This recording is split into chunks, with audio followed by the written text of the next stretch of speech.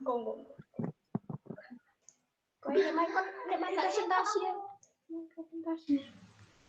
Ini loh. Aku tujuan apa ini? Langsung.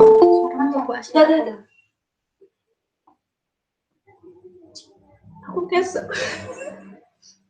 Baik, assalamualaikum warahmatullahi wabarakatuh. Waalaikumsalam warahmatullahi wabarakatuh. Baik, sebelumnya perkenalkan, nama saya Umi Afifatul Mufidah, selaku moderator pada sesi paralel kelompok 13 di siang hari ini.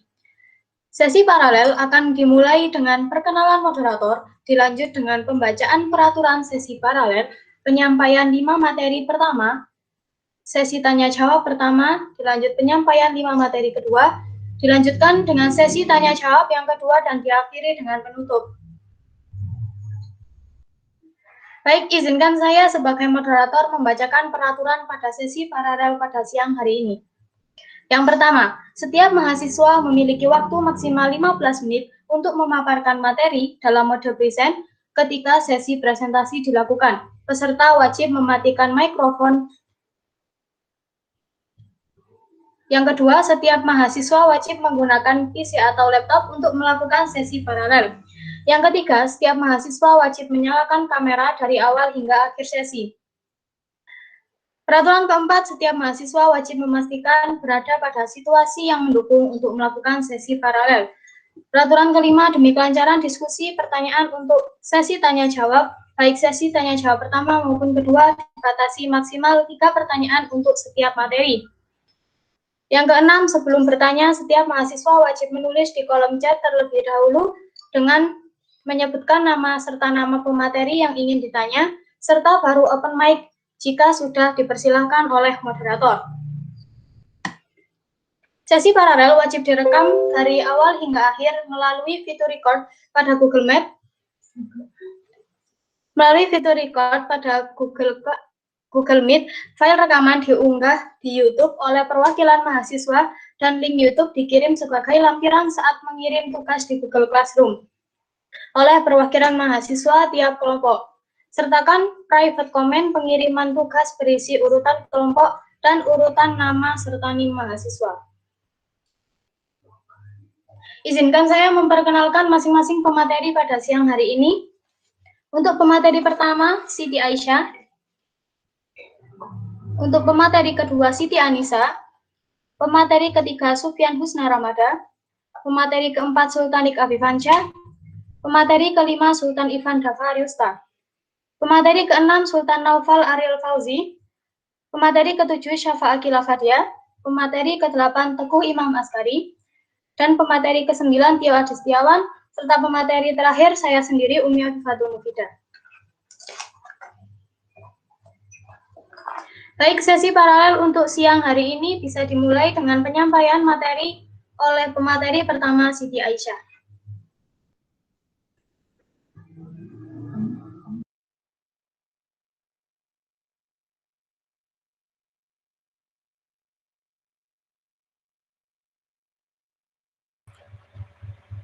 Terima kasih atas waktunya. Saya akan mempresentasikan material mengenai polistiren.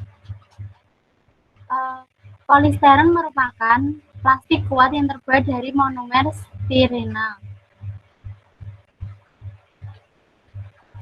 Kemudian sejarah polistiren. Dimulai pada tahun 1839, Edward Simon menyuling monomer, kemudian memberi nama sulingan monomer tersebut menjadi nama stirol. Kemudian dilanjutkan pada tahun 1845, John Battlefleet menjelaskan bahwa transformasi stirol dapat terjadi membentuk metastirol.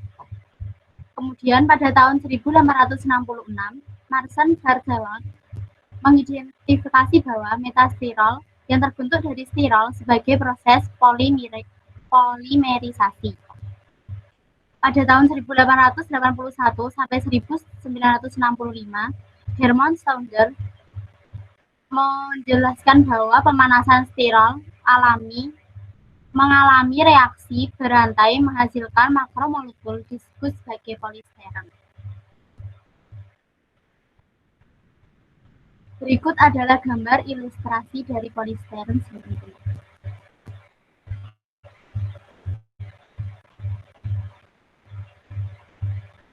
Karakteristik material polistiren. Yang pertama, sifat fisik. Memiliki massa jenis 0,9 sampai 1,05 gram per cm kubik, berat jenis 1,04 sampai 1,06, titik lebur 240 derajat Celcius, mempunyai titik didih 430 derajat Celcius,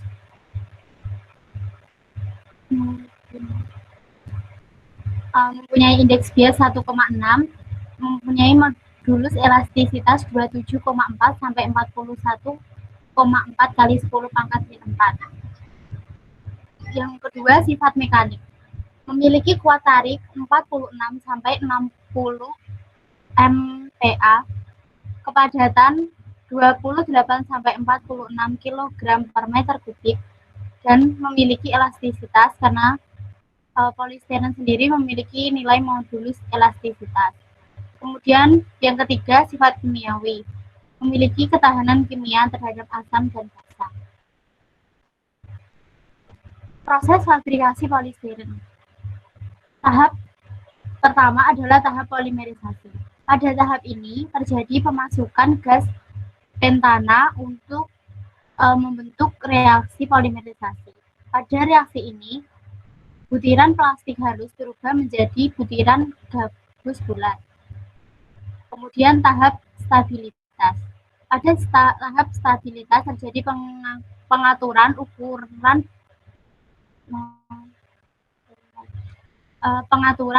butiran dengan menggunakan pengaturan suhu pada mesin. Kemudian tahap injeksi material. Pada tahap ini terjadi proses perubahan wujud polistiren menjadi bentuk balok. Yang dilanjutkan tahap penggabungan. Pada tahap ini terjadi proses pembuangan gas pada cetakan sehingga butiran gabus pada proses stabilitas tadi dapat merekat dengan baik. Kemudian dilanjut tahap pengeringan. Pada tahap ini terjadi proses pengeringan polistiren yang telah dicetak menggunakan pemanasan. Kemudian tahap pemotongan. Pada tahap ini terjadi proses pemotongan polistiren menggunakan kawat besi dengan suhu tinggi sehingga dihasilkan polistiren yang baik dan rapi sehingga siap dapat digunakan. Jenis atau golongan polistiren. Yang pertama, GPPS, General Purpose Polystyrene. GPPS sendiri merupakan jenis polistiren yang biasa disebut sebagai plastik bening. Jenis ini memiliki harga yang relatif murah di pasaran. Kemudian yang kedua, HIPS, High Impact Polystyrene. HIPS sendiri merupakan jenis polistiren yang biasa digunakan sebagai bahan pendukung material lain dalam proses pembuatan bangunan objek 3D. Yang kemudian jenis yang ketiga, EPS, Expandable Polystyrene. EPS sendiri merupakan jenis polistiren yang banyak mengandung busa dan hanya sedikit mengandung plastik. IPS sendiri memiliki insulasi thermal yang baik dan memiliki bentuk yang cukup ringan.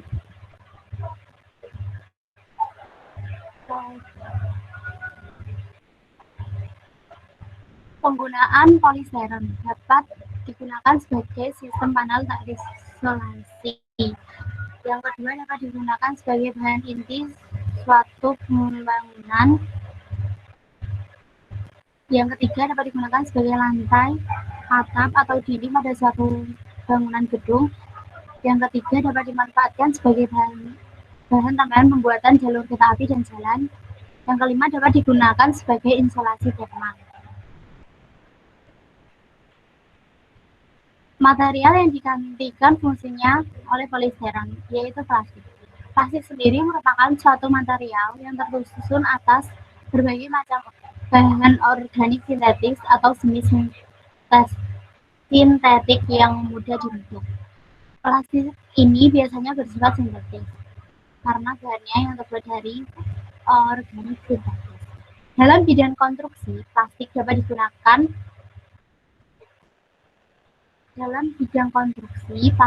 digunakan sebagai furniture order, dapat digunakan pada dinding dan lantai suatu bangunan, dapat digunakan untuk tingkat jendela rumah, dapat digunakan sebagai bahan pembuatan pipa, dan dapat digunakan sebagai insulasi pada kabel listrik suatu pembangunan. Kelebihan dari polistiren sendiri, yang pertama, memiliki ketahanan terhadap kelembapan, yang kedua, dapat mengurangi laju perpindahan panas, yang ketiga, bahannya ringan, yang keempat, dapat didaur ulang, yang kelima, bahan tahan lama, dan yang keenam, menghemat penggunaan air. Kekurangan dari polistiren. Yang pertama, mudah terbakar jika dicat menggunakan cat minyak. Penggunaan secara berlebihan dapat merusak lapisan ozon. Kemudian, tidak tahan terhadap pelarut organik. Dan yang terakhir, mudah mengalami kerapuan.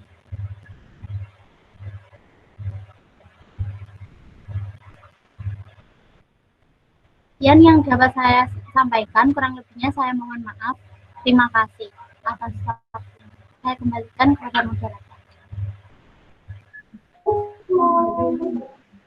Baik, terima kasih atas materinya. Silakan dilanjutkan oleh pemateri kedua, Ibu Anissa.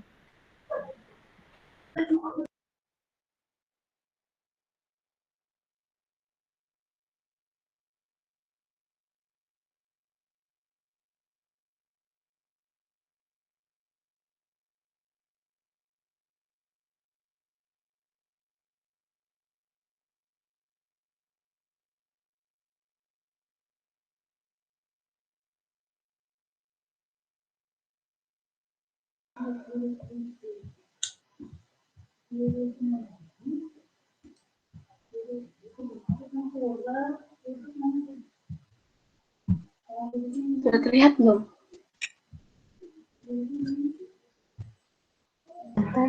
Sudah, silakan dilanjutkan.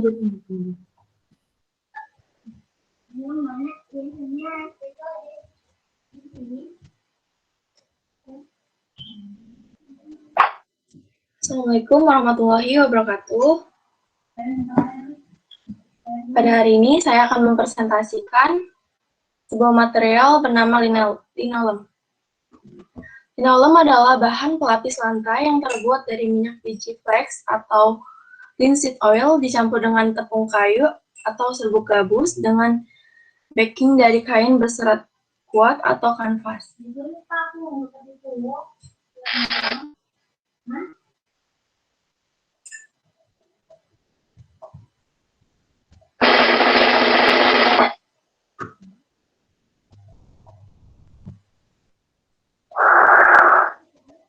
Pada tahun 1855, linoleum ditemukan oleh orang yang berasal dari Inggris bernama Frederick Walton. Pada saat itu, Walton kebetulan melihat kulit minyak biji rami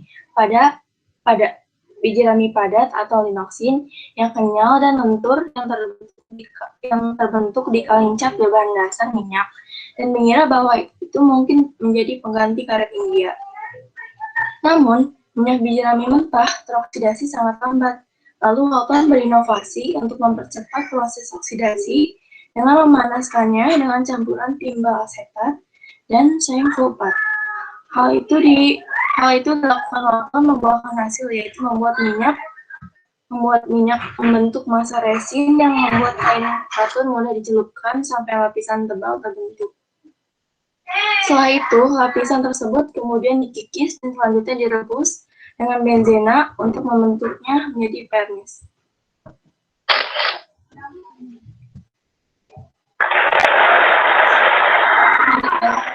Pada tahun 1860, ia ingin mematenkan prosesnya, namun terjadi berbagai kendala, yaitu kain katonnya hancur, sedangkan butuh waktu lama untuk menghasilkan cukup linoksid.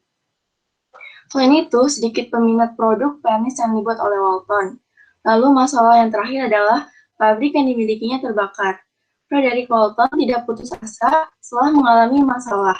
Walton mencoba cara lain yang lebih mudah dengan memindahkan minyak ke spray kapas dengan menggantungnya secara vertikal dan memercikan minyak dari atas.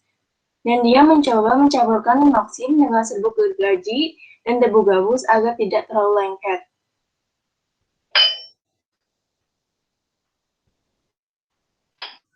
Pada tahun 1863, ia mematenkan karyanya tersebut.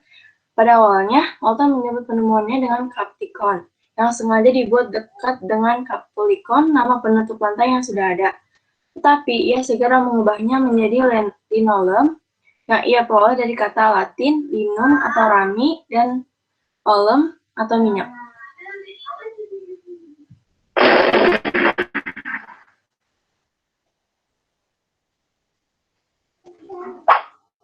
Pada tahun 1864, ia mendirikan Linoleum Manufacturing Company dengan pabrik di Steynis dekat London.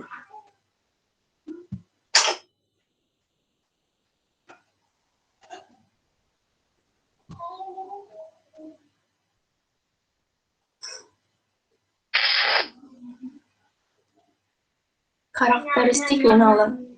Sifat fisiknya, linoleum elastisitas dan slip rendah, memastikan keamanan penggerakan orang yang memungkinkan pengguna linoleum sebagai penutup lantai di gedung olahraga dan tempat umum.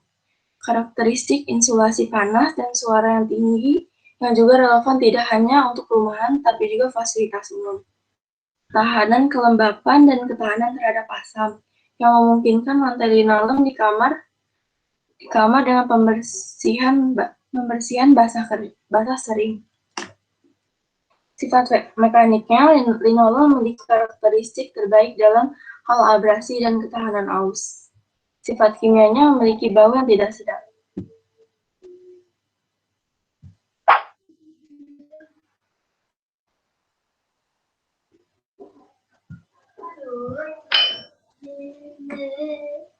Proses fabrikasinya, yang pertama, pembuatan pulp linoleum dari tepung kayu, resin pohon conifer, minyak kalpu, dan minyak biji rami.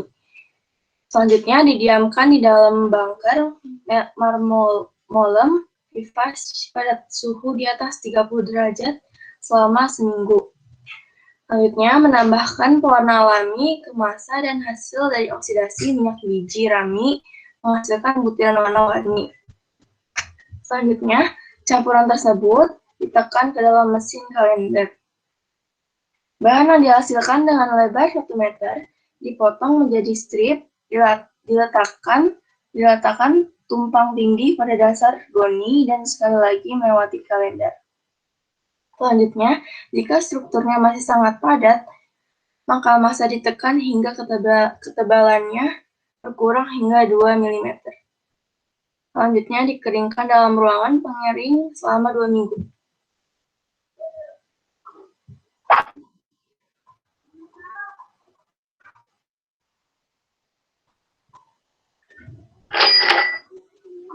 Jenis linoleum terbagi dua, yaitu yang pertama, jenis linoleum tergantung pada bahan pembuatannya.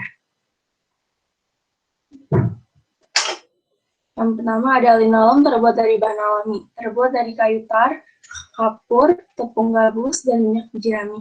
Linoleum jenis ini ramah lingkungan, memiliki sifat antistatis yang sangat baik dan tahan terhadap efek berbagai bakteri. Selain itu, sulit untuk menyala dan tidak menyerap lemak.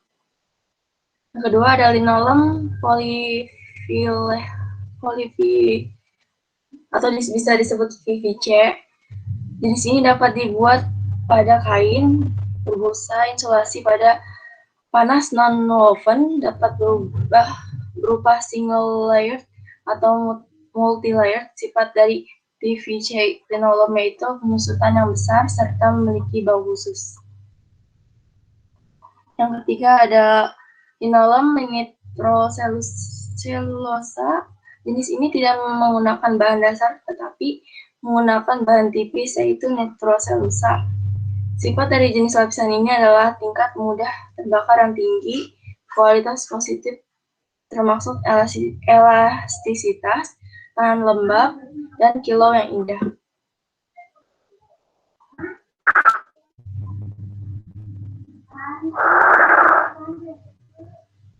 Yang pertama ada linoleum homogen. Strukturnya adalah campuran PVC dan pewarna PVC yang homogen. Gambar pada linoleum ini tidak diaplikasikan pada lapisan atas, tapi menembus seluruhnya.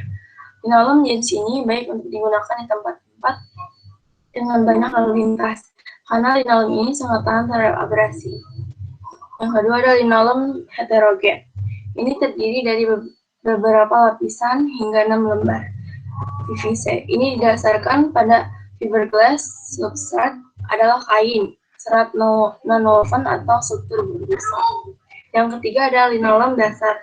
Disebut linoleum dasar karena memiliki substrat yang mampu menyerap panas, berbahan kain atau non-anyaman.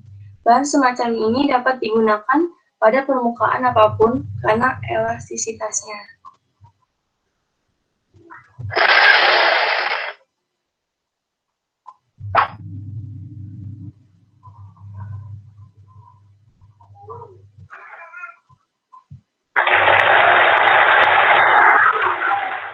Penggunaan linoleum dapat digunakan sebagai penutup lantai dan membuat lantai menjadi lebih menarik.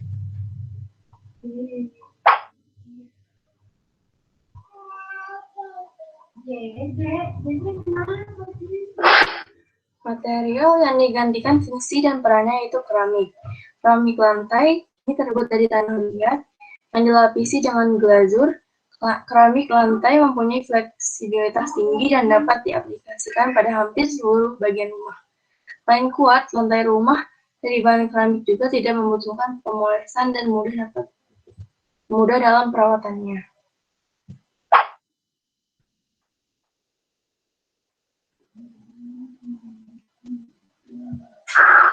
Kekurangan linoleum yaitu koefisien resistansi beku yang rendah. Ketika suhu turun ke minus 10 sampai 15 derajat, linoleum mulai pecah dan retak. Elastisitas dalam kasus ini berkurang. Ketidakstabilan terhadap pengaruh mekanis, yaitu pisau, garpu, kaki kursi, dan meja yang jatuh ke lantai dapat dengan mudah merusak linoleum. Resistansi abrasi. Seiring waktu, permukaan linoleum dapat terhapus sebagian karena polanya tidak diterapkan di seluruh struktur material, tapi hanya pada permukaannya.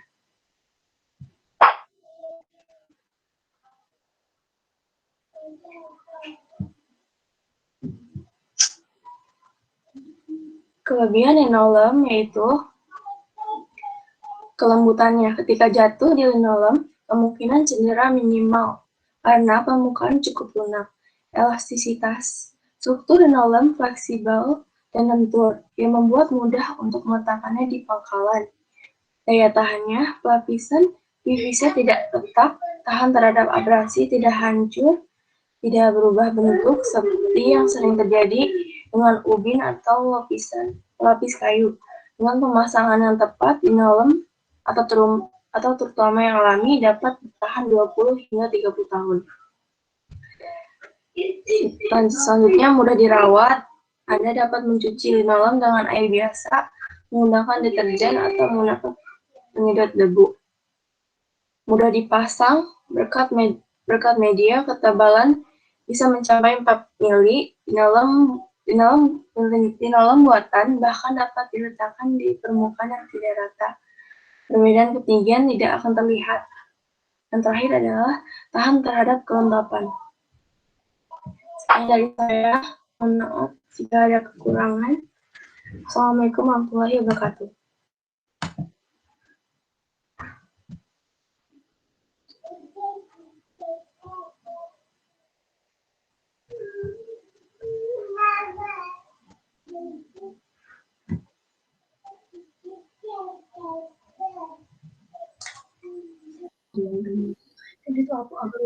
Baik, terima kasih atas materinya. Untuk selanjutnya, silakan dilanjut oleh pemateri ketiga, Sufyan Ramadan.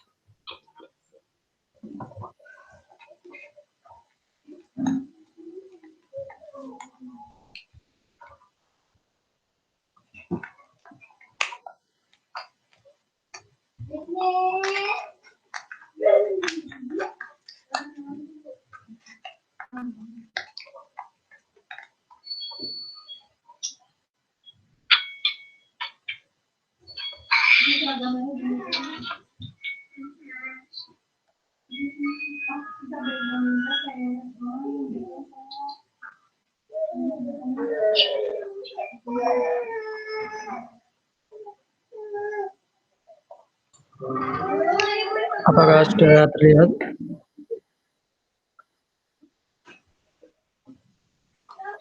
Sudah.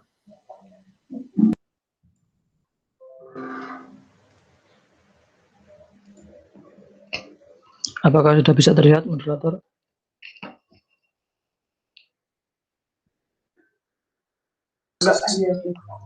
Ya, sudah terlihat. Silakan dilanjut.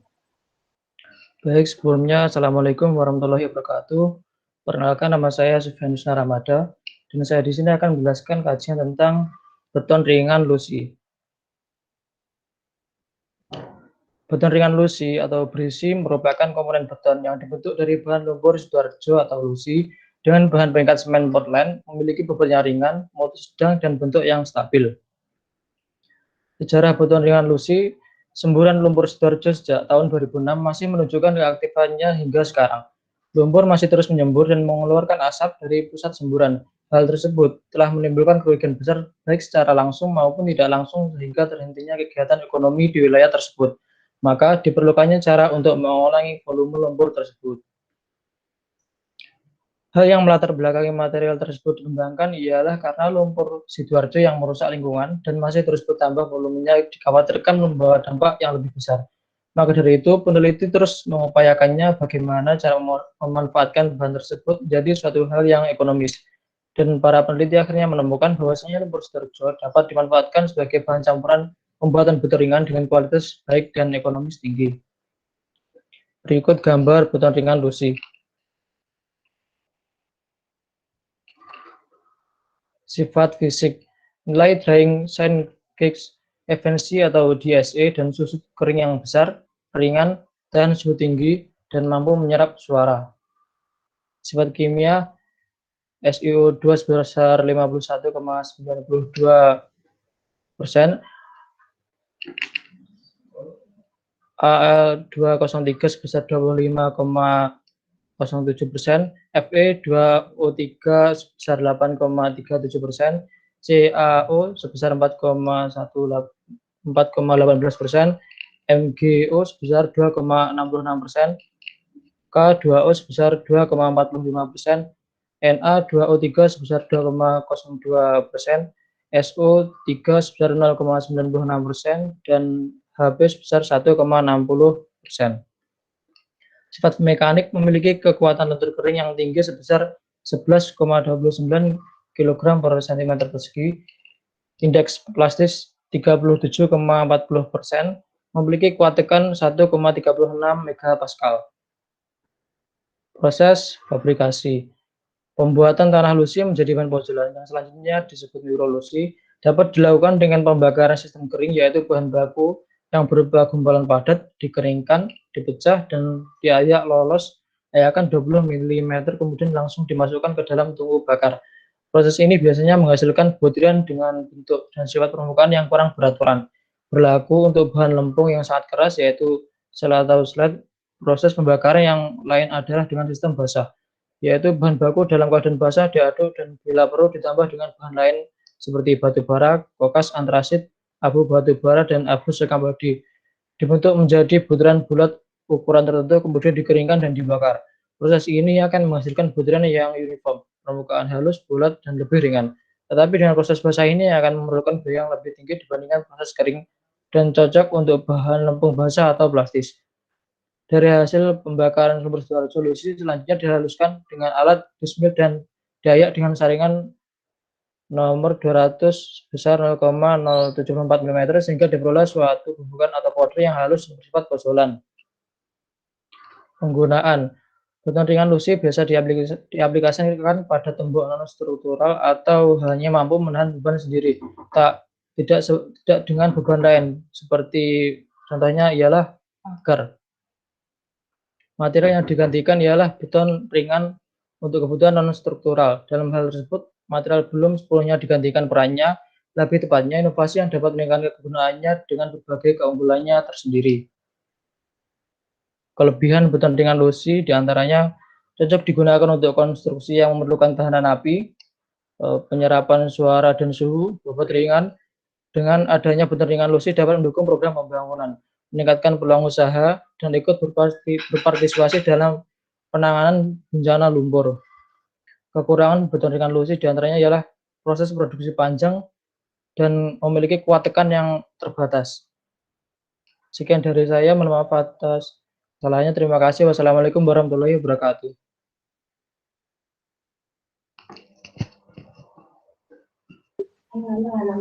Baik, terima kasih atas materinya. Silakan dilanjut oleh pemateri keempat, Sultanik Abifansyah.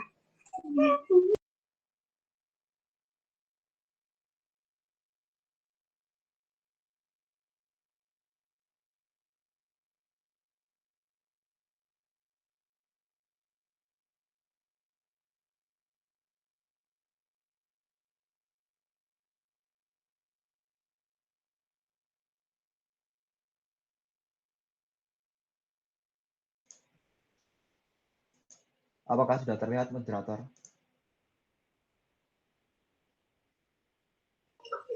Ya, sudah terlihat. Silakan dilanjut. Assalamualaikum warahmatullahi wabarakatuh. Saya Sultanik Abifansyah akan mempresentasikan material Batako Press. Batako Press adalah bata yang dibuat dari campuran semen, air, dan agregat halus yang dicetak atau dipres. Riwayat perkembangan, tahun 1824, Joseph Aspidin mengembangkan semen Portland. Tahun 1900, Harmon S. Palmer mengembangkan bata yang terbuat dari beton atau yang dikenal sebagai batako. Nah, Harmon S. Palmer ini mengembangkan batako ini diambil dari penemuannya Joseph Aspidin, yaitu semen tadi. Tahun 1909, karya William Radford yang berjudul Cement House and How to Build Them membuat batako menjadi banyak digunakan dalam konstruksi. Nah, karya William Radford ini membuat banyak orang menjadi membangun rumah dengan konstruksi batako. Gambar Batako Press. Ini adalah gambar batako. Karakteristik material. Yang pertama adalah sifat fisik.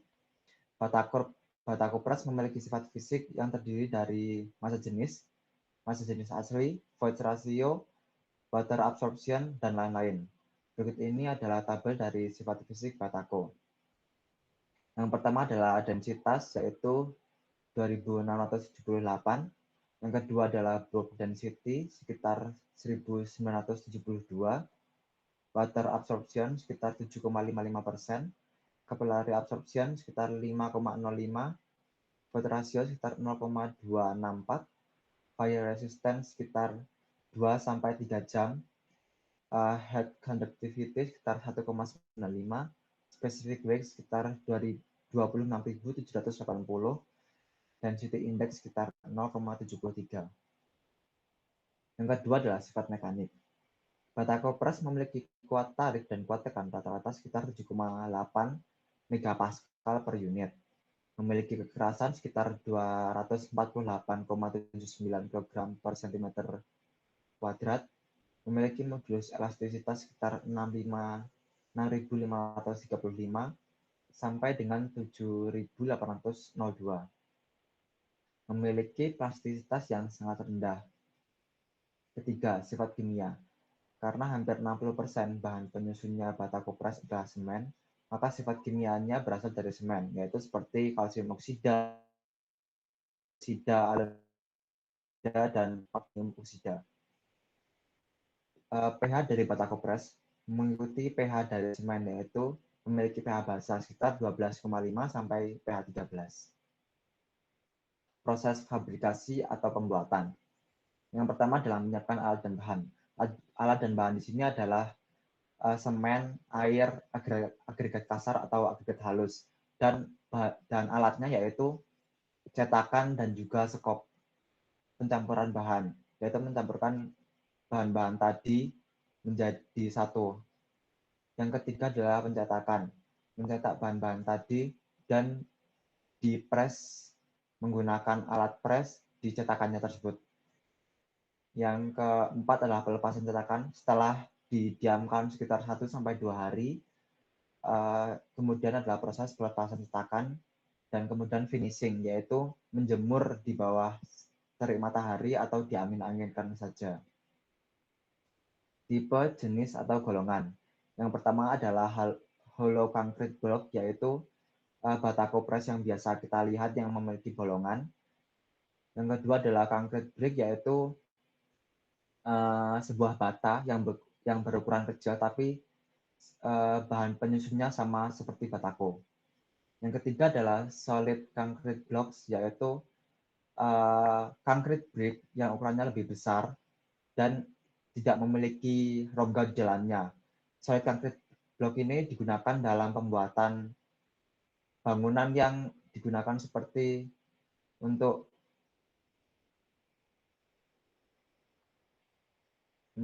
menyimpan suatu barang yang ukurannya besar agar bisa menahan beban tersebut. Yang keempat adalah lintel blocks, yaitu batako yang memiliki bolongan seperti cekungan untuk menaruh sebuah konstruksi di dalamnya atau beton. Penggunaan, membuat dinding, terus sebagai ornamen dinding. Material yang digantikan peran atau fungsinya, yaitu bata merah. Bata merah adalah bata yang dibuat dari tanah yang agak liat, yang dicetak berbentuk balok dan dibakar dengan suhu tinggi, sampai berubah warna menjadi kemerah-merahan, keras, dan kering. Memiliki kelebihan seperti mudah dicari, dan memiliki tekstur yang kuat dan keras. Memiliki kekurangan seperti diperlukan kuantitas yang banyak dalam konstruksi dan membutuhkan plesteran yang tebal saat melapisi dinding. Kelebihan Batako Press, yang pertama adalah menghemat total pengeluaran karena kuantitas Batako Press yang dibutuhkan saat konstruksi lebih sedikit ketimbang bata merah. Yang kedua adalah proses pencetakan Batako Press yang lebih rapi ketimbang bata merah dan ukurannya seragam dari segi bentuk dan ukuran. Yang ketiga adalah ukuran yang besar daripada bata merah membuat Batako menghemat waktu pengerjaan konstruksi. Yang keempat adalah ukuran yang seragam dan sisinya yang rapi membuat Batako memerlukan plesteran yang sedikit ketimbang bata merah yang biasanya memerlukan plesteran yang cukup banyak. Kekurangan Batako Press, yang pertama adalah mudah terjadi retak karena proses pembuatan Batako yang hanya dipres, tidak dibakar seperti bata merah hingga strukturnya benar-benar kuat. Yang kedua adalah mudah dilubangi dan mudah pecah, karena Batako Press memiliki bentuk yang tidak kejal atau berongga. Yang ketiga adalah Batako mudah menyerap panas karena materialnya yang terbuat dari semen, berbeda dari bata merah yang terbuat dari tanah.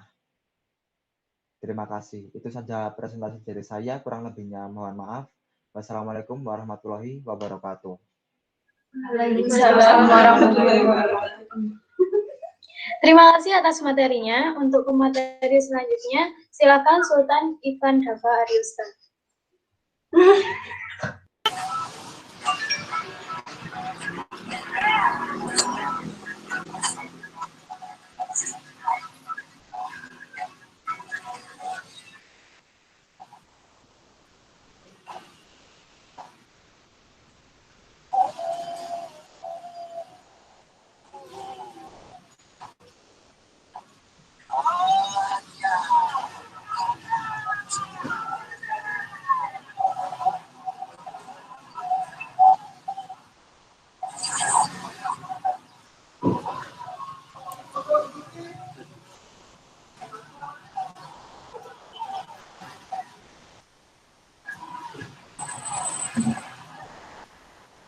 itu menurut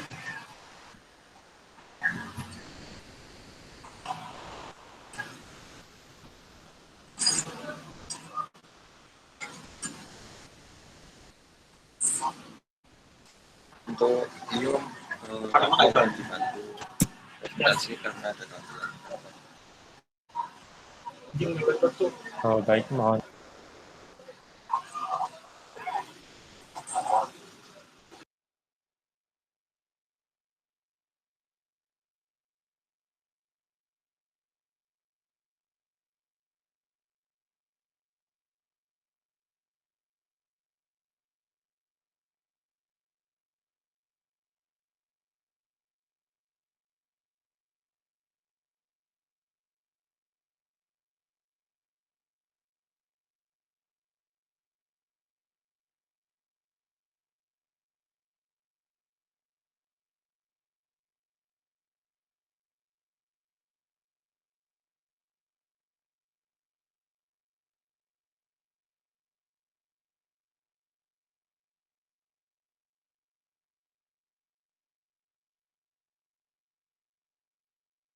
Terima kasih.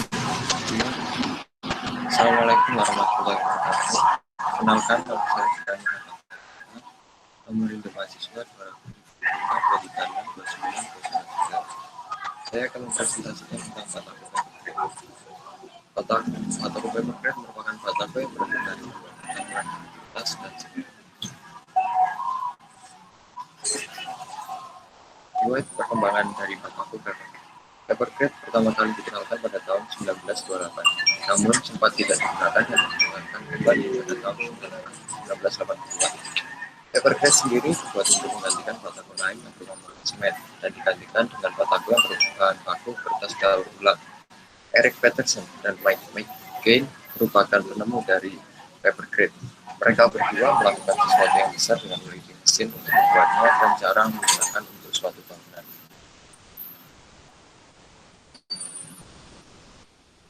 Karakteristik material dari bataku Papercraft memiliki sifat fisik. Yang pertama, memiliki kuat tekan 8,36 MPa, yang kedua kuat kencur 2,48 MPa, dan memiliki modulus elastisitas sebesar 6,46 MPa. Untuk sifat kimia dari material ini adalah memiliki kandungan SiO2 sebesar 42,96%, dan memiliki kandungan Fe2O3 sebesar 1,92%, CaO 0,42%, MgO 0,28%, Na2O 0,13%, K2O 0,36%, TiO2 0,12%. Untuk sifat mekanik dari bataku Papercraft masih belum ditemukan karena belum ada penelitian lebih lanjut. Yang selanjutnya, proses fabrikasi dari bataku Papercraft. Yang pertama, menyiapkan bahan utama yaitu kertas yang sudah dilembutkan hingga berbentuk seperti bubur. Cara menghaluskan kertas atau melembutkannya dengan cara merendamnya di air kemudian dimixer dengan halus. Yang kedua, selanjutnya mencampurkan bubur kertas tadi dengan pasir dan semen dengan perbandingan 1:1:1. Kemudian tambahkan air secukupnya lalu masukkan ke dalam cetakan. Yang terakhir, jika semua sudah kemudian dikeringkan hingga membentuk seperti bataku pada umumnya seperti gambar di bawah.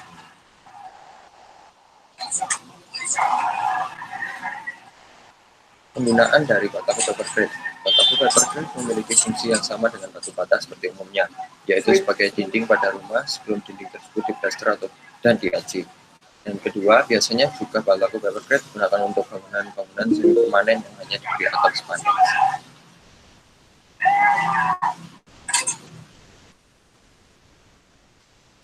Material yang digantikan perannya oleh bataku Papercraft yaitu batu bata. Batu bata merah merupakan material bangunan yang digunakan untuk mendirikan dinding. Material ini terbuat dari tanah liat yang dibentuk balok kemudian dibakar hingga warnanya merah. Material ini memiliki keunggulan yaitu membuat bangunan tidak menyerap panas sehingga lebih terasa dingin di dalam suatu bangunan tersebut. Batu bata merah juga bisa menjadi dewel suatu bangunan. Dewel merupakan kuda-kuda atap yang biasanya untuk menggantikan kayu yang harganya mahal. Namun, batu bata juga memiliki kekurangan, yaitu sulitnya proses pembuatan dan menimbulkan polusi udara karena menggunakan proses pembakaran. Berikut gambar dari batu bata merah. Kelebihan dari Bataku Papergrade. Yang pertama, mudah merekat. Papergrade menggunakan mortar yang tanpa harus dicampurkan pasir sehingga menghasilkan kerakatan yang kuat. Dan kedua, mudah membentuknya. Papergrade unggul ketimbang batu bata karena mudahnya pembentukannya dan lebih mudah mencari bahan baku, yaitu kertas kaca yang dihaluskan. Pembentukannya juga mudah, hanya perlu dicetak dan dikeringkan tanpa harus melalui proses pembakaran seperti bata merah. Yang ketiga, lebih ramah lingkungan. Papergrade lebih ramah lingkungan, menggunakan kertas daur ulang dan tidak membuat polusi udara seperti saat proses pembakaran bata merah. Dan yang terakhir, lebih tahan pecah dibandingkan dengan bata merah. Bataku Papergrade lebih susah pecah apabila terkena hantam minuman benda keras. Tidak seperti bata merah, apabila terjatuh bisa langsung patah sehingga bentuknya tidak utuh. Kekurangan dari Bataku Papergrade yaitu harus menggunakan tenaga ahli atau tukang yang ahli untuk pemasangan Bataku Papergrade. Menggunakan tukang yang ahli karena apabila saat memberi mortar pada Bataku, apabila menggunakan tukang yang kurang ahli akan membuat Bataku terlihat beleberan atau seperti ada bekas mortar yang menempel di Bataku Papergrade. Apabila bata merah tidak harus menggunakan tukang yang ahli karena lebih mudah untuk pemasangannya. Yang kedua, persebaran material yang belum tersebar di Indonesia. Papergrade masih jarang ditemukan karena masyarakat Indonesia masih sering menggunakan bata merah yang terkenal dengan mudahnya mencari material ini. Dan yang terakhir, material ini masih dalam proses penelitian. Papergrade termasuk material yang masih dalam proses penelitian, yang menyebabkan material ini masih belum diketahui sifat mekanik dan sifat fisik yang paten. Sekian dari saya, terima kasih, mohon maaf bila ada kesalahan. Wassalamualaikum warahmatullahi wabarakatuh.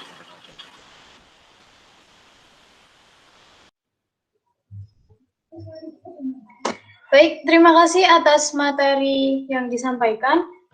Selanjutnya kita buka sesi tanya jawab pertama. Dipersilakan untuk setiap anggota yang ingin bertanya menulis di kolom chat sesuai ketentuan yang sudah ditetapkan.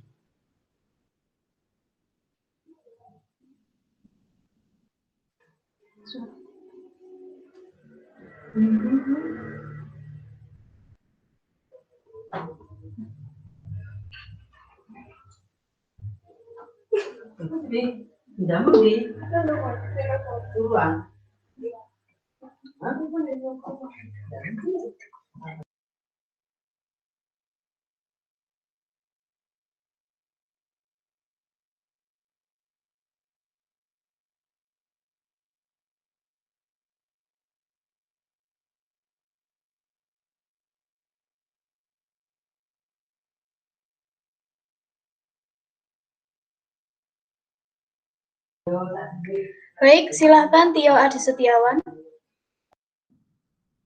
Terima kasih. Di sini saya ingin bertanya kepada Sultanik dan juga Siti Anissa. Untuk Sultanik, di presentasi Anda tadi disebutkan bahwa kekurangan dari Bataku Press merupakan mudah terjadi retak dan mudah pecah. Nah, apakah kekurangan tersebut masih aman untuk pembuatan dinding pada rumah? Untuk Siti Anissa, apakah umur linoleum lebih panjang dibandingkan dengan pemasangan keramik pada lantai untuk jangka panjang? Jelaskan kenapa. Terima kasih.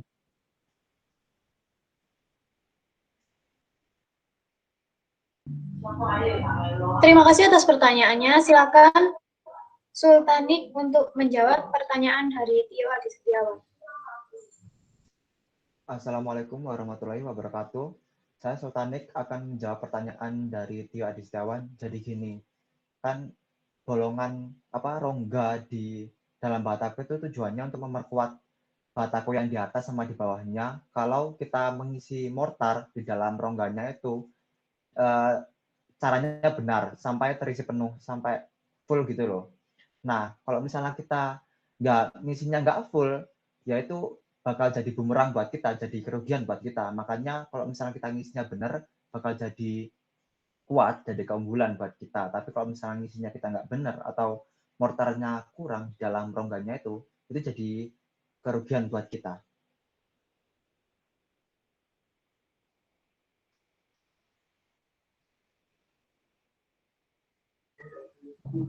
Bagaimana, Tio? Apakah jawaban Sultanik bisa diterima? Ya, sudah jelas. Terima kasih. Baik, untuk selanjutnya silakan Siti Anissa menjawab pertanyaan dari Tio. Baik, saya akan menjawab. Jika dibandingkan linoleum dan keramik, mana yang lebih tahan lama, yaitu yang lebih tahan lama adalah keramik, karena keramik jauh lebih kuat dari linoleum, sehingga keramik lebih tahan lama. Kalau linoleum itu kalau ada benda jatuh ke permukaan itu akan terluka, rusak. Linoleumnya lebih sensitif terhadap benda tajam.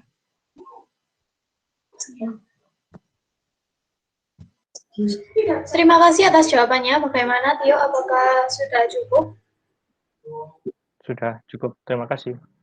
Baik, untuk selanjutnya silakan Sultanik Abifansyah yang ingin bertanya kepada Siti Aisyah. Assalamualaikum warahmatullahi wabarakatuh. Saya akan bertanya kepada Siti Aisyah masalah polistirena. Tadi kan dijelaskan di dalam polistirena itu di sifat kimianya polistirena dapat menahan sifat basa dan sifat asam. Nah, itu pH yang dapat ditahan oleh polistirena itu batasannya berapa ya? Dari pH basa sampai pH asam itu berapa batasnya yang dapat ditahan? Baik, terima kasih atas pertanyaannya. Silakan Siti Aisyah untuk menjawab pertanyaan dari Sultanik.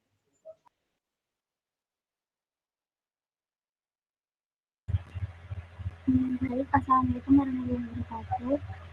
Saya akan menjawab pertanyaan dari Sultanik Abifansyah. Tadi menanyakan tentang batasan pH yang bisa polistiren tahan dari asam sampai basa. pH yang bisa ditahan dari asam sampai basa itu 6,6 sampai 7,5. 6,6 itu sendiri pH asamnya dan 7,5 sendiri merupakan pH basa yang dapat oleh polistiren. Itu jawaban dari saya. Terima kasih atas jawabannya. Apakah Sultanik ada sanggahan?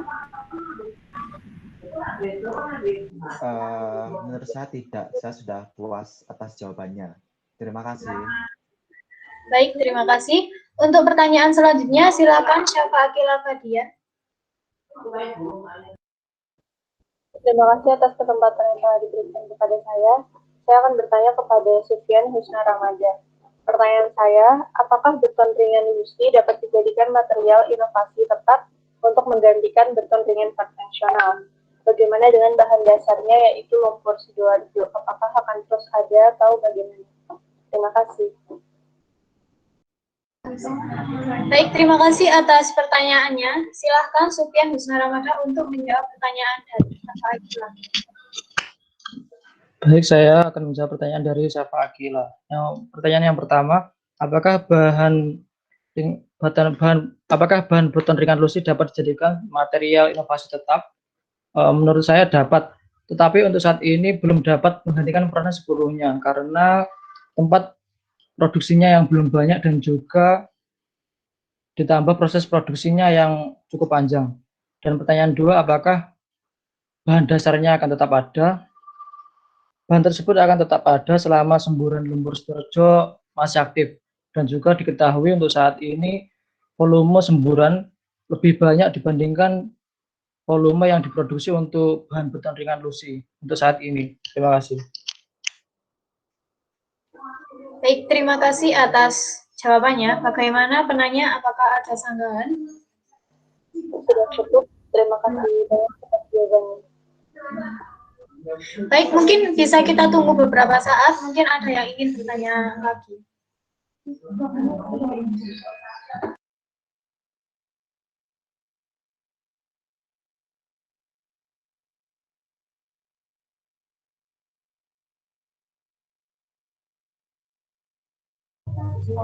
Baik, saya rasa sesi tanya jawab pertama cukup sampai di sini. Mari kita lanjutkan penyampaian materi dari pemateri ke-6, yaitu Sultan Naufal Arif Fauzi. Silakan.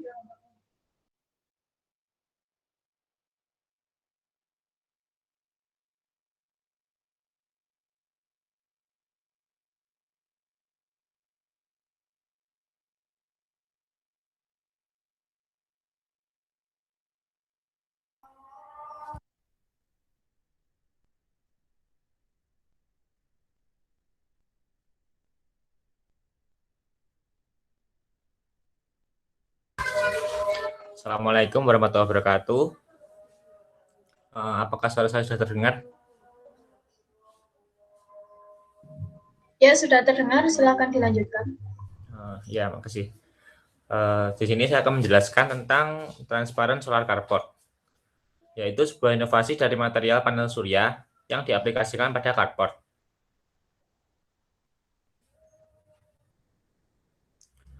Riwayat perkembangan.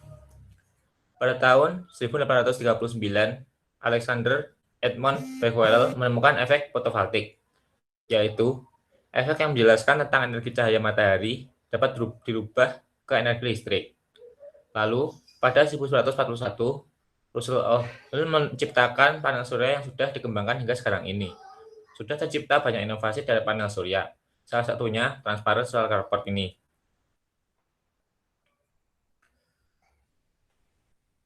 Karakteristik material, sifat fisik. Efisiensi panel surya akan berkurang ketika suhu mencapai 25 derajat, menghasilkan tenaga dan daya yang lebih kecil. Sifat-sifatnya, maksimal powernya 43 watt, open circuit voltage 21,4 volt, maksimum power point VMP 17,3 volt, IMP 2,5 volt, electrical rating 1000 watt per meter persegi.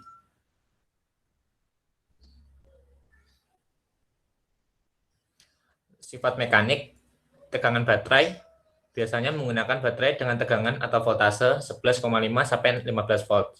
Tegangan baterai harus mendekati VMP, jika lebih tinggi atau lebih rendah, maka efisiensinya berkurang. Sifat kimia, yang membedakan dari panel surya adalah bahan pembuatannya. Umumnya menggunakan kristalin silikon, yang dapat juga terdiri dari single kristal, mono, atau single kristalin. Ada juga yang terbuat dari amorphous silikon. Proses fabrikasi, pembuatan, persiapan material, atau treatment.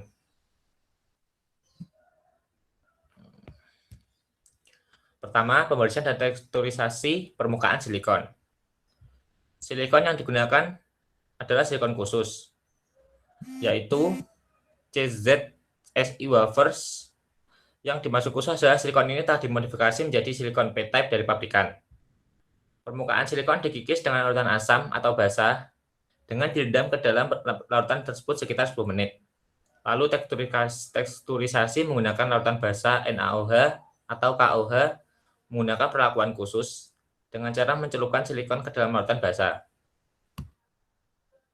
Lalu difusi fosfor dan pembuatan lapisan N-type silikon.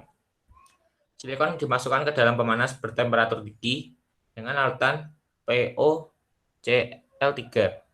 Lalu ditiupkan gas inert nitrogen ke dalam larutan agar uap fosfor keluar dan dapat dialirkan ke dapur. Suhu dijaga sekitar 200 sampai 950 derajat Celcius. Proses difusi sekitar 10 sampai 15 menit hingga terbentuk lapisan setebal 10 sampai 20 mikron. Lapisan N-type ini berfungsi sebagai lapisan konduktif yang mengalirkan elektron ke rangkaian listrik. Lalu, penghilangan lapisan silikon N-type pada bagian sisi wafer. Lapisan silikon N terdapat pula di bagian sisi wafer yang jika ini terjadi akan menghubungkan dua pembukaan wafer. Untuk itu perlu dihilangkan dengan memotong lapisan menggunakan plasma. Lalu pemasangan lapisan anti-refleksi. Pemasangan lapisan anti-refleksi bertujuan agar panel surya tidak memantulkan cahaya matahari.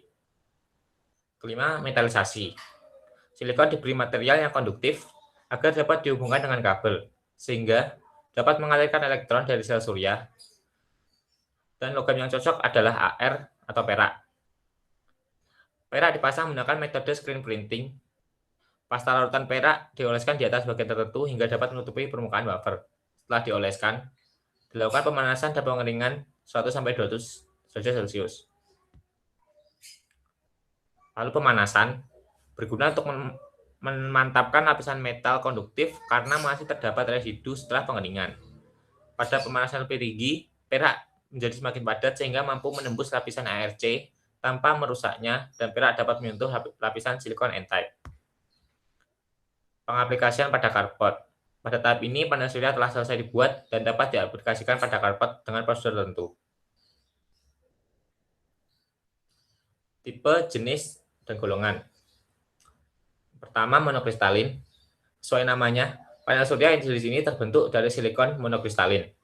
Biasanya berwarna hitam atau perak, memiliki keunggulan efisiensi yang tinggi, dan memiliki nilai estetika lebih dari jenis yang lain, namun dengan biaya yang lumayan tinggi. Polikristalin, terbuat dari silikon polikristalin atau multikristalin, memiliki warna kebiruan karena cahaya memantulkan fragmen silikon dalam sel. Keunggulannya adalah biaya yang lebih rendah daripada monokristalin, akan tetapi efisiensinya juga lebih rendah. Thin film jenis ini terbuat dari beberapa bahan. Yang paling umum digunakan adalah kadmium telluride. Beberapa keunggulannya yaitu portable dan fleksibel, ringan, dan memiliki nilai estetika. Sayangnya, jenis ini memiliki efisiensi paling rendah dari jenis yang lain. Penggunaan digunakan sebagai karpot sehingga tidak hanya sebagai penghasil tenaga listrik, tetapi juga dapat melindungi kendaraan dari panas, hujan, angin maupun salju, tergantung spesifikasi setiap panel surya. Material yang digantikan. Panel surya, dalam hal ini, material tidak digantikan perannya, namun lebih tepatnya, inovasi yang dapat meningkatkan kegunaannya agar tidak terbatas hanya pada penghasil listrik, tetapi juga berguna untuk melindungi kendaraan dari cuaca, karena panel surya ini bisa digunakan untuk berbagai hal, seperti penggunaan di atap rumah.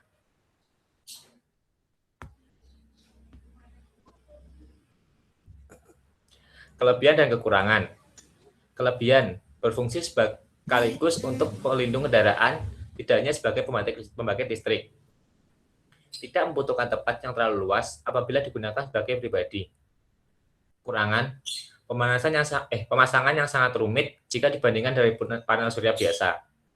Beban dari panel surya yang perlu diperhitungkan, daya yang tidak cukup besar karena tidak seluas panel surya biasa, dan mahal.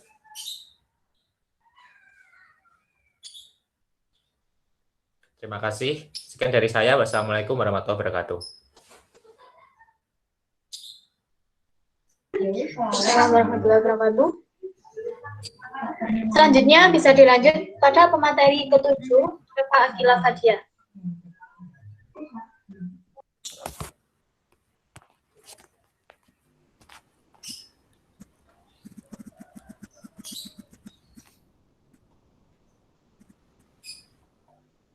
Apakah sudah terlihat? Ya, sudah terlihat. Silakan dilanjut. Assalamualaikum warahmatullahi wabarakatuh. Selamat siang. Saya Syafa Fadia dari offering B akan mempresentasikan sebuah material yang bernama Unfired Clay Bricks. Unfired Clay Bricks adalah jenis batu bata yang proses pengeringannya tidak dengan dibakar, namun hanya dikeringkan secara manual saja sehingga lebih ramah lingkungan karena tidak menghasilkan gas buangan. Bahan pembuatan batu bata ini tetap sama seperti batu bata pada umumnya. Riwayat perkembangan. Unfired clay bricks pertama kali digunakan sebagai bahan konstruksi di Mesopotamia pada sekitar abad ke-3 milenium berdasarkan penanggalan Gregorian. Sejak pertengahan abad ke-19, dunia mulai menghadapi kompleksnya permasalahan lingkungan, seperti meningkatnya gas emisi karbon dioksida, pemanasan global, dan perubahan iklim.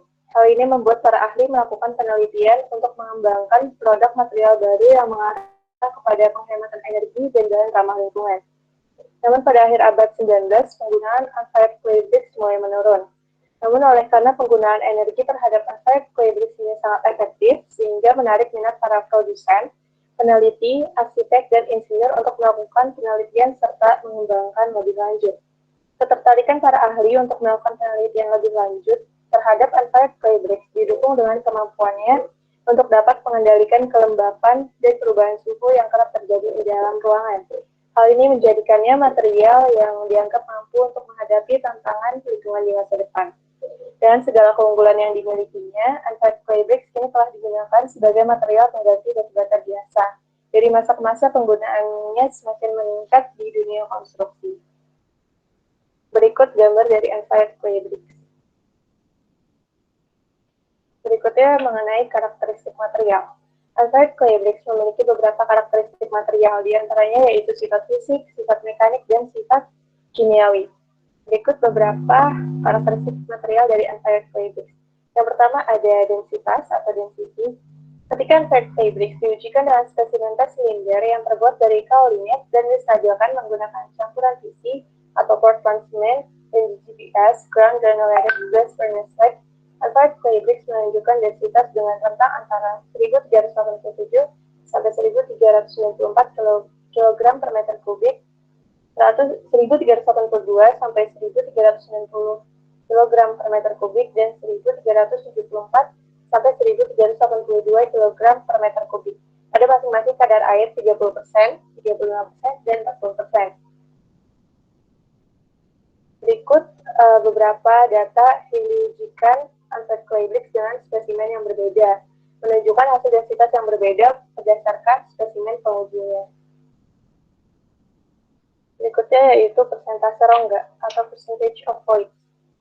Berdasarkan pengujian, persentase rongga unfired clay bricks dengan spesimen tes silinder yang terbuat dari kaca atau kaolinet clay serta distabilkan dengan penstabil PC dan GGBS sebagai bahan utama dalam waktu pengujian 28 sampai dengan 56 hari menunjukkan rentang dari 5,5% hingga 2,0%. Selaras dengan pengujian densitas, pengujian persentase rongga unfired clay bricks ini juga menunjukkan hasil berbeda bergantung pada jenis spesimen pengujinya. Berikut data berdasarkan spesimen penguji yang berbeda. Berikutnya yaitu kuat tekan tak terbatas atau uncut fine compressive strength. Untuk sistem KC L1 GGBS, pengurangan proporsi dan peningkatan kapur dalam jumlah GGBS dari 20%, L1 0% GGBS hingga 8%, L1 sampai 12%, GGBS menunjukkan peningkatan kekuatan yang signifikan dari sekitar 0,4 menjadi sekitar 0,8 Newton per milimeter kuadrat, kurang lebih 122% meningkat.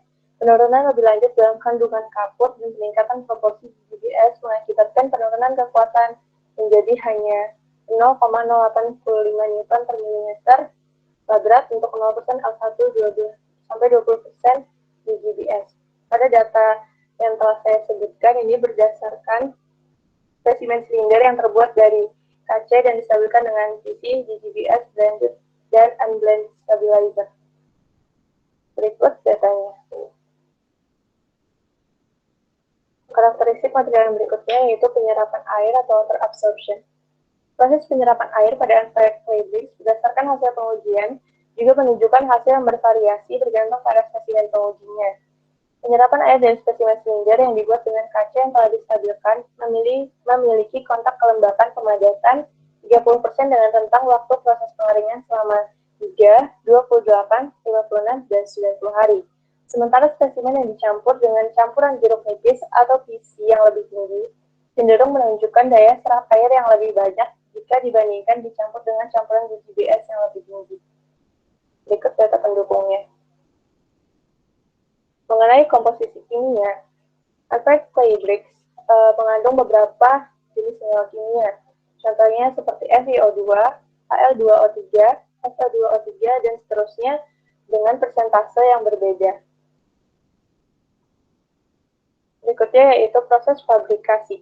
Proses fabrikasi unfired clay bricks sama dengan proses pembuatan batu bata pada umumnya. Yang membedakan keduanya hanyalah proses pengeringannya. Di sini ada beberapa tahapan. Yang pertama yaitu penambahan atau pengambilan bahan mentah atau yang disebut juga dengan mining and storage of raw materials. Yang kedua persiapan bahan mentah seperti tanah lempung, bahan tambahan lain, dan air atau yang disebut juga dengan size reduction and screening. Berikutnya pembentukan batu bata atau pencetakan, forming and cutting.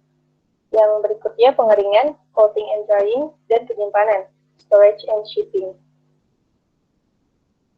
Tipe, jenis, atau golongan. Unpaired clay bricks merupakan inovasi material konstruksi baru yang sudah sangat spesifik, sehingga tidak ada pembagian tipe atau jenisnya lagi. Untuk penggunaan, seperti batu bata pada umumnya, unpaired clay bricks digunakan sebagai bahan dasar untuk membuat sebuah bangunan. Biasanya secara khusus material ini digunakan untuk membangun dinding atau tiang sebuah bangunan. Material yang digantikan peran atau fungsinya. Material yang digantikan oleh unpaired clay bricks adalah batu bata biasa atau earth masonry.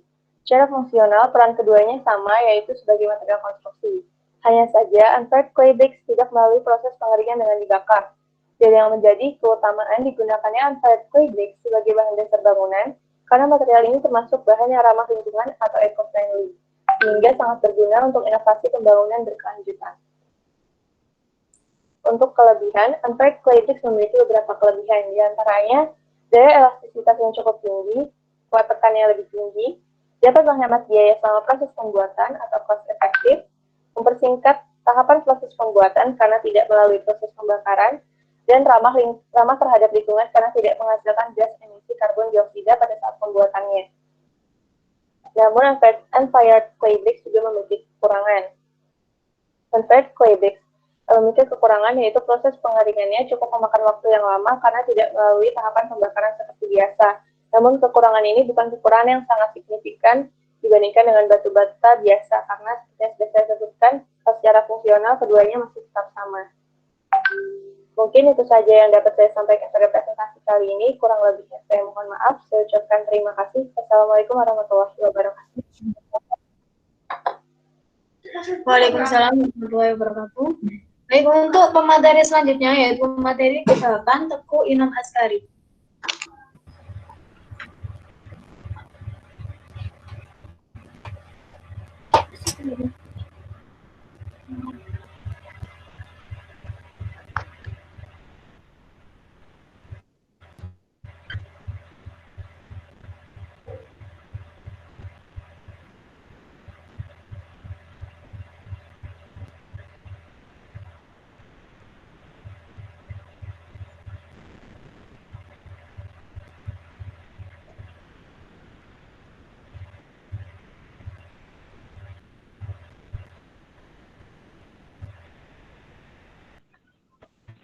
Baik, Assalamualaikum warahmatullahi wabarakatuh.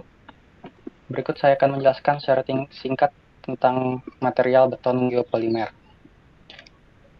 Beton geopolimer merupakan beton geosintetik yang tidak menggunakan semen sebagai bahan dasarnya, tetapi menggunakan bahan pozolan seperti fly ash.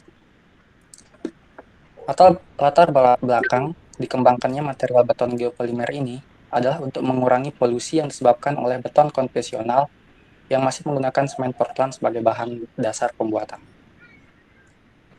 Berikut gambar beton geopolimer.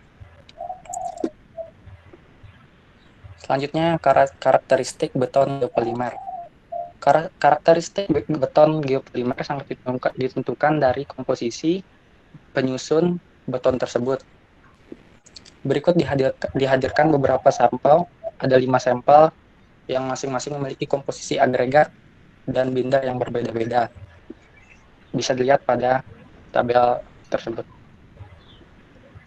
Selanjutnya dilakukan perhitungan luas dan volume dan pengukuran massa setiap sampel. Didapatkan data seperti yang di tabel. Setelah itu, dilakukan pengujian sehingga diketahui sifat mekanik dan sifat fisik beton geopolimer pada masing-masing sampel.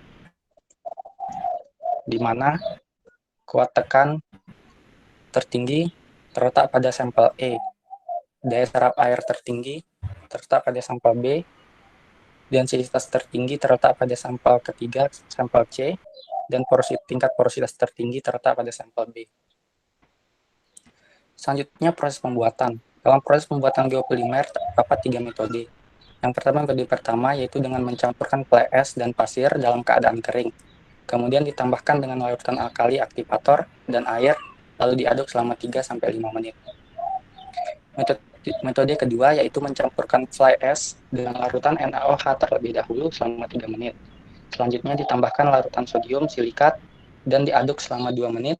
Dan terakhir ditambahkan agregat beserta air dan diaduk selama 2 menit. Metode ketiga yaitu di mana agregat dalam keadaan SSD dicampurkan dengan fly ash dalam keadaan kering. Kemudian ditambahkan larutan sodium silikat dan diaduk selama 3 menit. Terakhir ditambahkan larutan NaOH beserta air dan diaduk selama 2 menit. Berikut bahan-bahan penyusun beton geopolimer.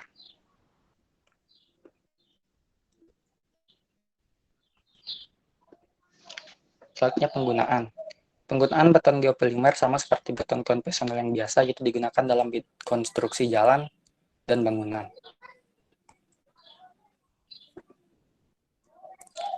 Material yang digantikan peran atau fungsinya, yaitu material yang digantikan di sini adalah beton konvensional dengan menggunakan semen Portland. Beton itu adalah sebuah bahan bangunan komposit yang terbuat dari kombinasi agregat dan pengikat semen Portland.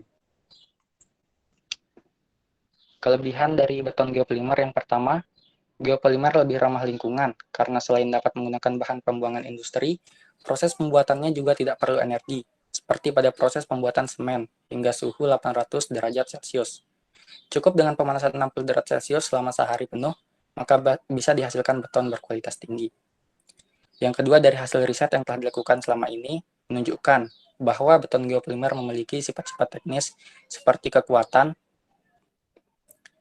yang lebih kuat. Sekian. Assalamualaikum warahmatullahi wabarakatuh.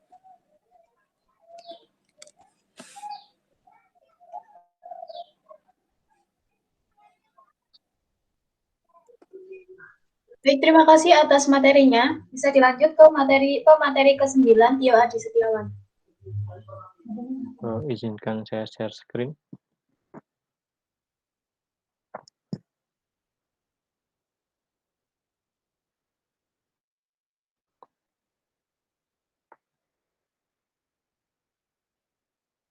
Apakah sudah terlihat?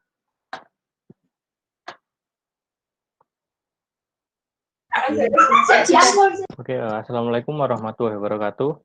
Perkenalkan, nama saya Tio Adi Setiawan. Di sini saya akan menjelaskan tentang grafena atau grafene. Grafena merupakan susunan atom dengan bentuk heksagon atau segi 6, dan membentuk lembaran satu atom dengan bentuk yang tipis. Sejarah grafena ditemukan oleh Andrei Gim dan Konstantin Novoselov. Ditemukan pada tahun 2004 melalui sebuah eksperimen dengan menemukan bahan semikonduktor yang disebut grafena. Grafena akhir-akhir ini telah diadakan penelitian tentang grafena karena jumlahnya yang digunakan sangat besar sebagai bahan material, sedangkan ketersediaan dari material ini sangat terbatas. Oleh karena itu, penelitian grafena masih terus dilanjutkan untuk mendapat material ini yang lebih banyak. Ini merupakan contoh gambar dari grafena dengan bentuk heksagon. Karakteristik grafena terdapat sifat fisik, sifat mekanik, dan juga sifat optik. Sifat fisik grafena yaitu memiliki massa jenis 0,77 mg per meter persegi. Grafena memiliki permeabilitas yang tinggi dan juga daya konduksi termal sekitar 5.000 Wm per Kelvin. Yang selanjutnya merupakan sifat mekanik. Sifat mekanik dari grafena memiliki modulus Young 1,0 TPa, tegangan mekanik sebesar 25%, vector strength 130 GPa, kekuatan patahan dari 42 Newton per meter. Grafena juga memiliki sifat optik, seperti penyerapan terhadap cahaya 2,3%. Berikut merupakan tabel data yang saya temukan. Selanjutnya adalah proses fabrikasi atau proses pembuatan. Proses pembuatan dari grafena ada 4 metode, yaitu yang pertama pengelupasan, yang kedua reduksi grafena oksida, yang ketiga dispersi dalam cairan, dan yang keempat pertumbuhan epitaksial. Yang pertama merupakan metode pengelupasan. Metode ini digunakan oleh Andrei Gim dan Konstantin Novoselov dengan cara merekatkan selotip pada grafit lalu dikelupas sehingga lapisan tipis dari grafit. Hal ini dilakukan berulang kali hingga mendapat satu lapisan grafena. Tapi metode ini tidak cukup sampai di situ. Setelah pengelupasan, dilanjutkan dengan drawing method.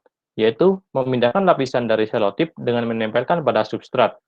Biasanya, substrat yang digunakan adalah silikon dan silika. Grafena yang telah terbentuk. Keunggulan dari metode ini yaitu mendapatkan grafena dengan kualitas yang tinggi karena pengambilannya langsung dari grafit, tetapi juga memiliki kelemahan seperti hasil produksi grafena dalam jumlah yang kecil, biaya produksi yang tinggi, dan tebal grafena yang tidak merata. Yang kedua, metode reduksi grafena oksida. Grafena oksida dilarutkan dalam air, GO bersifat hidrofobik, sehingga lembaran-lembaran dari GO terpisah dari kristal asal. Kemudian, GO direduksi dengan menggunakan hidrazin untuk mendapatkan grafena. Kelemahan dari metode ini, grafena yang didapat tidak rata dan konduktivitasnya tidak rata. Kelebihan metode ini cocok untuk grafena yang diaplikasikan pada cat di mana tidak membutuhkan konduktivitas yang tinggi. Dan metode ini memiliki jumlah produksi yang besar. Yang ketiga, grafit yang sifatnya hidrofobik dilarutkan dengan surfaktan SDBS dan akan terlepas sendiri. Kemudian dilakukan pengendapan dan pengeringan, dan grafena dapat dikumpulkan. Grafena memiliki tebal sekitar 150 nm pada metode ini, dan konduktivitasnya sekitar 150 S per meter. Kelemahannya yaitu grafena metode ini membutuhkan biaya yang sedikit, namun hasilnya banyak, sehingga cocok digunakan pada elektroda transparan. Yang keempat merupakan metode yang menggunakan substrat untuk bibit pertumbuhan grafena, sehingga ikatan antara lembaran grafena pada bagian bawah dengan bagian substrat bisa mempengaruhi sifat pada lapisan karbon. Selanjutnya, penggunaan dari grafena. Grafena dapat dilakukan untuk membuat night vision, baterai, pendeteksi bahan peledak, pemisahan garam pada air laut, rompi anti peluru, dan juga memudahkan dalam mengangkat limbah nuklir. Material yang digantikan peran atau fungsinya dari grafena adalah beton konvensional. Beton adalah campuran yang diperoleh dengan mencampur agregat halus atau pasir, agregat kasar atau kerikil, dengan air, dengan semen Portland, atau bisa dengan semen hidrolik yang lain. Gambar tersebut merupakan gambar dari beton. Grafena memiliki kekurangan dan kelebihan. Kelebihannya yaitu memiliki ketahanan yang lebih kuat, 2 hingga 4 kali tahan terhadap air. Yang kedua, cocok untuk daerah yang sulit dijangkau, karena perawatan dari grafena ini tidak sulit dan juga tahan terhadap iklim. Yang ketiga, ramah lingkungan dan lebih tahan daripada beton konvensional. Kekurangannya, grafena sulit diproduksi secara massal, dan yang kedua, harga produksi yang mahal. Terima kasih. Itu presentasi dari saya. Apabila ada kekurangan, mohon maaf. Wassalamualaikum warahmatullahi wabarakatuh.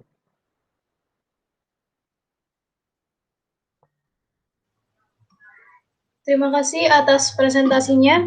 Untuk materi terakhir akan saya sampaikan sendiri.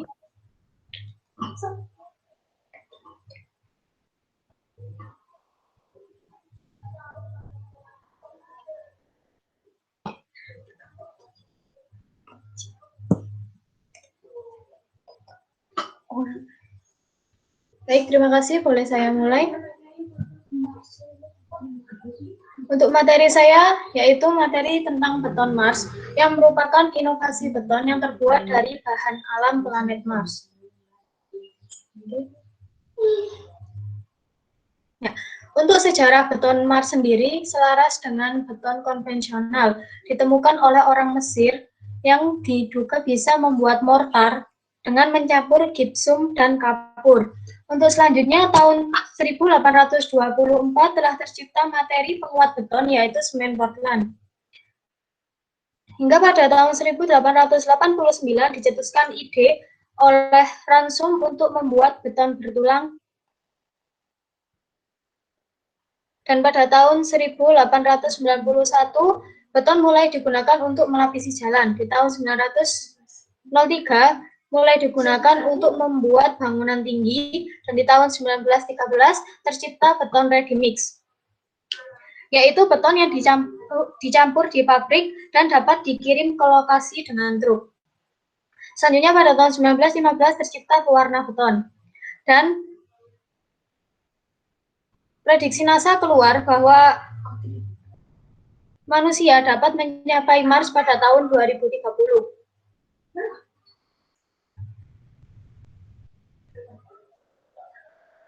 Untuk melanjutkan dari prediksi NASA tersebut, ilmuwan dari Northwestern University berhasil menciptakan beton yang sangat kuat dari bahan-bahan yang tersedia di Mars pada tahun 2018 dan hingga sekarang mereka masih meneliti penggunaan 3D printer untuk menghasilkan beton ini. Baik, bisa di next. Ini adalah ilustrasi dari beton Mars.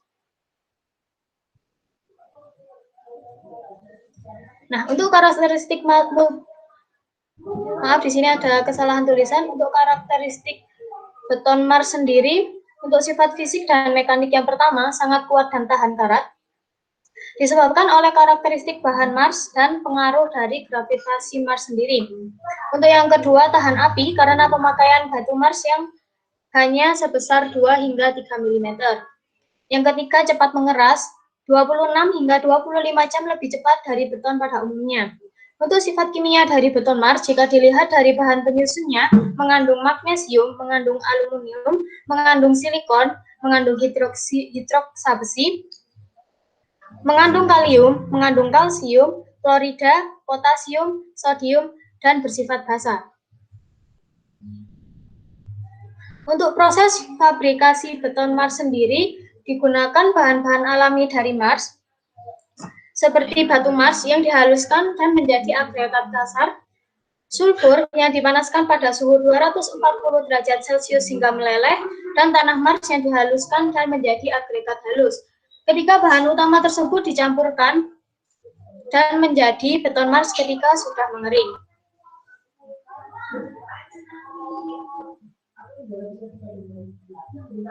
Ya, untuk penggunaan beton Mars sendiri digunakan untuk pembuatan stasiun pemberhentian di Mars dan untuk masa depan digunakan untuk hunian. Oke. Material yang digantikan peran dan fungsinya, beton Mars menggantikan rencana penggunaan planet Mars. Bahkan kekuatan beton Mars dinilai lebih kuat dari beton konvensional, sehingga akan lebih cocok jika digunakan untuk pembangunan di Mars. Karena tidak hanya dapat menghemat energi, tetapi juga memberikan kekuatan yang luar biasa untuk dapat melindungi penghuninya.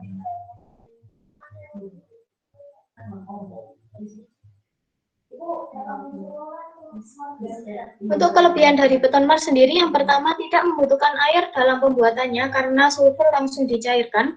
Untuk yang kedua, lebih tahan api. Yang ketiga, lebih hemat energi. Dan yang keempat, sangat kuat dan tahan karat.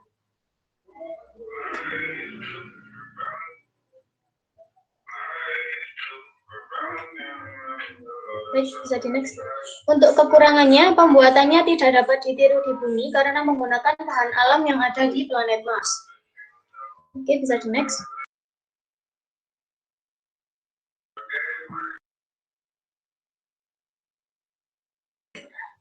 Baik, terima kasih. Itu materi dari saya. Untuk selanjutnya, kita bisa membuka sesi tanya-jawab yang kedua. Dengan peraturan masih sama, dibatasi 3 pertanyaan untuk setiap materi. Untuk yang ingin bertanya, silahkan mengirim di kolom chat, seperti ketentuan yang sudah kita tetapkan.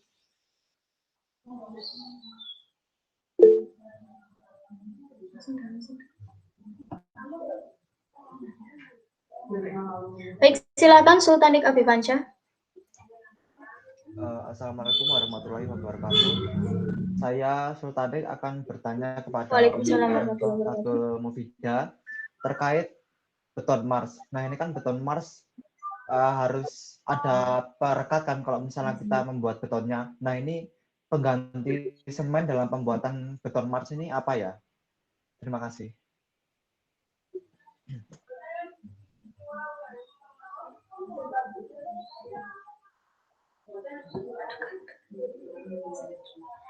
Baik, terima kasih atas pertanyaannya. Untuk beton Mars sendiri, penggunaan perekat untuk beton Mars itu adalah sulfur itu sendiri. Sulfur berfungsi sebagai lem, tetapi tidak ada reaksi kepada beton konvensional. Tetapi pada beton Mars, sulfur dan bahan lain dengan bahan lain terjadi reaksi sehingga beton Mars itu sendiri akan memiliki kekuatan yang lebih tinggi dibandingkan beton konvensional yang kita tahu. Seperti itu.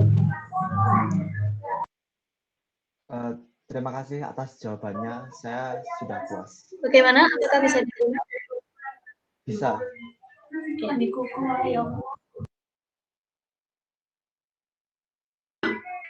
Baik, untuk selanjutnya Siti Anissa silahkan. Assalamualaikum warahmatullahi wabarakatuh.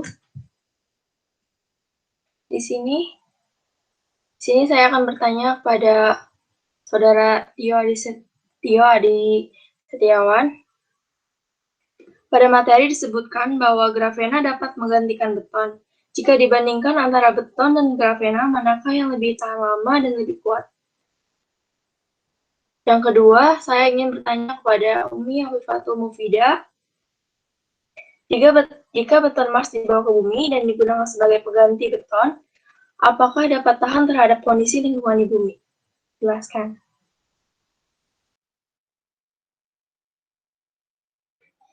Baik, terima kasih Siti Anissa atas pertanyaannya. Untuk pertanyaan pertama bisa dijawab langsung oleh Tio Adi Setiawan. Baik, terima kasih atas pertanyaannya. Saya akan menjawab pertanyaan dari Siti Anissa. Apakah grafena lebih kuat dari beton? Jelaskan. Nah, grafena lebih kuat dari beton karena dari kuat lentur dan juga kuat tekan dari grafena memiliki keunggulan dibanding dengan beton konvensional. Oleh karena itu, grafena sendiri digunakan sebagai pengganti beton konvensional karena memiliki keunggulan yang lebih banyak daripada beton konvensional. Nah, namun karena keterbatasan dari grafena sendiri, makanya grafena masih belum bisa digunakan terlalu banyak. Terima kasih. Jadi intinya grafena lebih kuat daripada beton konvensional. Seperti itu.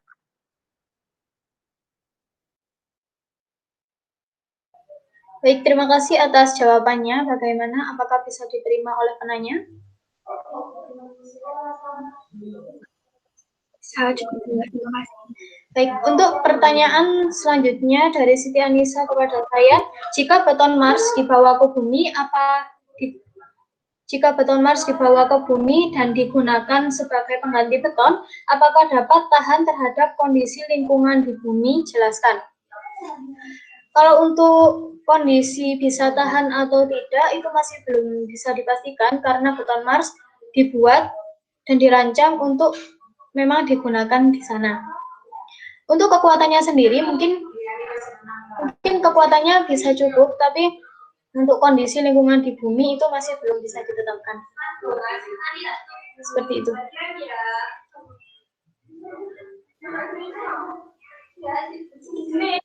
Terima kasih.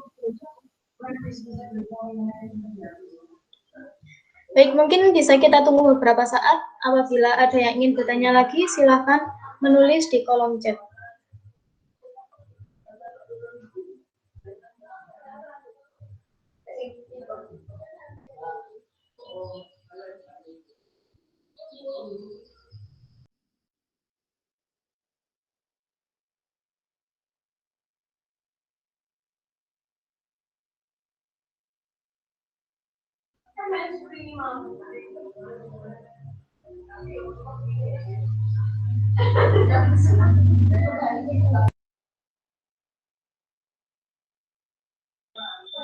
Baik, saya rasa cukup untuk sesi tanya jawab kedua. Dan sesi tanya jawab ini akan menutup sesi paralel kita pada siang hari ini. Terima kasih kepada teman-teman sekalian atas materi dan ilmu yang telah disampaikan. Semoga bermanfaat bagi kita semua. Sesi paralel saya akhiri sampai di sini. Saya Umi Afifatul Mufidah sebagai moderator, mohon maaf atas segala kekurangan dan wassalamualaikum warahmatullahi wabarakatuh. Waalaikumsalam warahmatullahi wabarakatuh.